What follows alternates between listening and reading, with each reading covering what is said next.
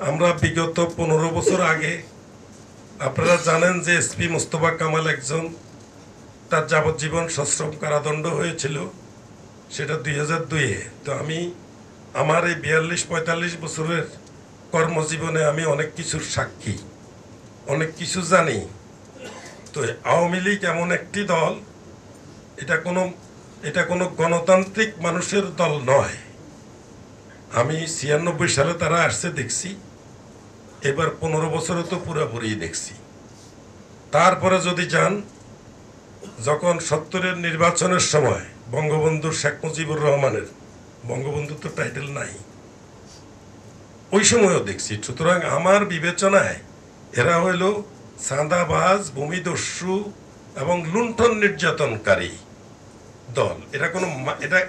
এটাকে কোনোভাবে রাজনৈতিক দল বিবেচনা করা যায় না, যেটা 15 বছর আপনারা দেখে আসছেন। তো সেইভাবে আমাদের 15 বছর আগে কিন্তু এসে পরিবারের তেমন কোনো ক্ষয়ক্ষতি হয় নাই। আমরা তো 45 বছর, তো এই বিগত 15 বছর যদি বাদ দেন, আগে পূর্বে আমরা কি হয়েছে, সালাম সাহেব আমাদের পুরনো লোক, সে তো সবই জানে। 15 বছর আগে আমরা বিচার পেতাম, আমরা কথা বললে সেই কথা শুনতো হাই অফিসিয়াল, মিনিস্ট্রি অথবা পুলিশের হেডকোয়ার্টার বা আর্মি হেডকোয়ার্টার, সবাই জানতো। কিন্তু ইদানিংকালে এই 15 বছর ধরে কেউ কেউর কথা শুনে না। মিডিয়ার কথা, জনগণের কথা সব তারা বাতিল করে আইন করে নিছে। আইন করার পরে এখন তো আইন এগুলি বাতিল হয়ে গেছে, কিন্তু এখন যে অন্তর্বর্তীকালীন গভর্নমেন্ট আসছে, এদের মধ্যেও আমরা সেটা খুঁজে পাচ্ছি না। যে আমরা চিল্লাইতেই থাকি, আমরা বলতেই থাকি, মিডিয়ায় প্রকাশ করতেই থাকে, কিন্তু অথচ তাদের অপরাধকে তারা প্রত্যাহার করার কোনো উদ্যোগ তারা নেয় না। তো এখন যে ঘটনাটি ঘটছে, যে আমাদের মানুষের আমানত আমরা রক্ষা করতে পারছি না, এখন আমার কি করণীয়? আমার করণীয়, আমি চেষ্টা করে যাব, ছাড়বো না।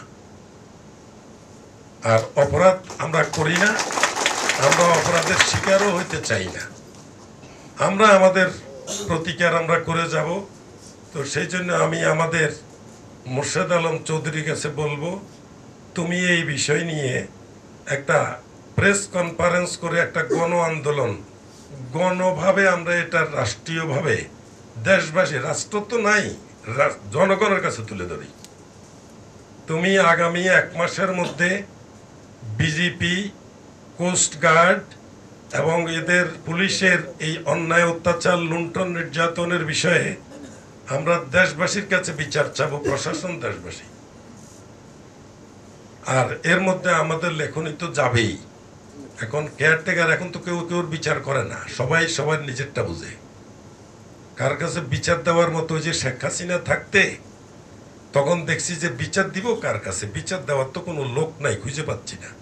তখন বিচার দিতাম খোদা তাআলার কাছে। আপনারা জানেন তো, আসলে এটা আমি যে বাড়তি বলছি তা না, তো খোদা তাআলার কাছেই বলতাম যে আল্লাহ তুমি রক্ষা করো, আল্লাহ তুমি এদেরকে শাস্তির আওতায় আনো। কিন্তু আল্লাহ এখনো শাস্তির আওতায় ওই দুর্বৃত্তদেরকে আনে নাই। শেখ হাসিনার আমলের ম্যাক্সিমাম দুর্বৃত্তরা কিন্তু এখনো বহাল তবিয়তেই আছে।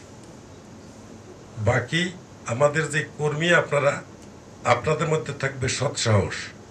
আপনারা কোনোভাবে ভয় পাবেন কেন? যদি অপরাধ করেন তাইলে ভয় পাবেন, আপনি তো অপরাধ করছেন না। মানুষের আমানত আপনারা বুক করছেন, একখান থেকে আরেকখানে নিব, আমরা এটার জন্য আত্মাহুতি দিব, কিন্তু ভয় পাবো না, এই নিয়তে আপনারা থাকবেন। যদি আপনাদের কোনো লোক অন্যায়ভাবে হ্যারাসমেন্ট হন, এটা তো আমরা আগে করছি, আমাদের ন্যায্য কথা বলতে যে যদি কোনো লোক যদি অন্যায়ভাবে ক্ষতির শিকার হন, জেল জুলুম হয়, তাইলে আপনারা দ্বিগুণ বেতন থাকবে, দ্বিগুণ। অলরেডি করছিও, কিন্তু মনে করেন মাসের বেতন তো থাকবেই, তারপরেও এটা ডাবল পাবেন। তবুও আপনারা নিজের মনকে ছোট করবেন না, কারণ এই মন ছোট করলে তাইলে অপরাধের বিচার হবে। সবসময় প্রতিবাদ করবেন, নিজে অপরাধ করেন নাই, অপরাধের কথা আপনারা মাথা পিতে নেবেন কেন? অপরাধী তারাই করে, তাদের অপরাধের কারণে যদি আমার জেল জুলুম হয়, যদি মরতে হয়, আত্মাহুতি দিতে হয়, দিব।